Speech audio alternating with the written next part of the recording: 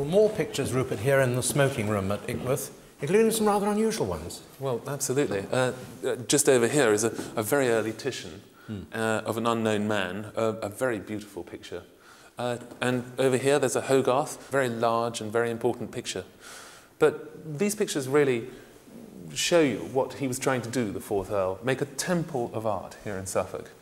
But the picture I really wanted to show you is this one. Now, who's this? This is the self-portrait of Madame Vigée Le Brun.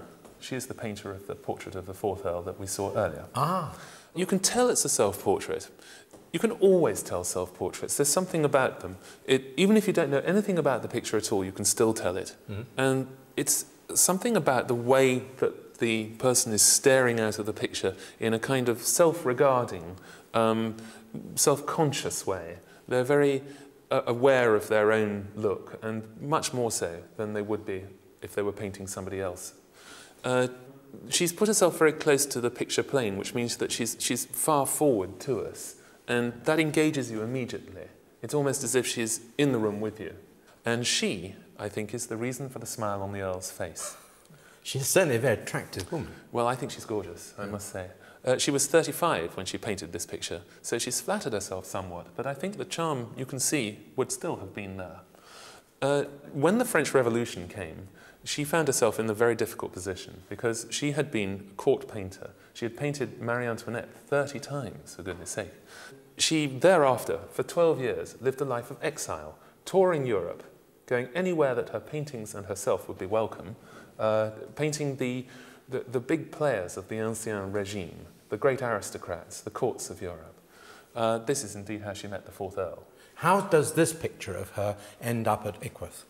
Well, the year after he commissioned the portrait of himself, he asked her to do this portrait. And I think that's revealing in itself, that he thought highly of her enough, especially of her looks, to have her hanging in his great collection. Almost a confirmation that, as far as he was concerned anyway, there was a flirtation, a seduction going on. Well, I think certainly as far as he was concerned. She, of course, had to make herself attractive to her patrons, and perhaps she didn't regard the relationship as seriously as he might have done.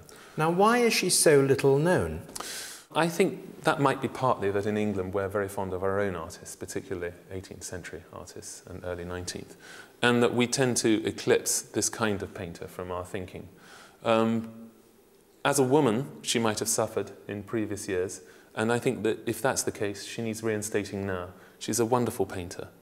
At the time, she would have been known mostly to aristocrats and the rich patrons who would follow her activities. She was the highest paid portrait painter of her day. It's impossible to look at that picture, isn't it, without being attracted to her? I think it's very accessible. I think she has enormous charm, and she knew it.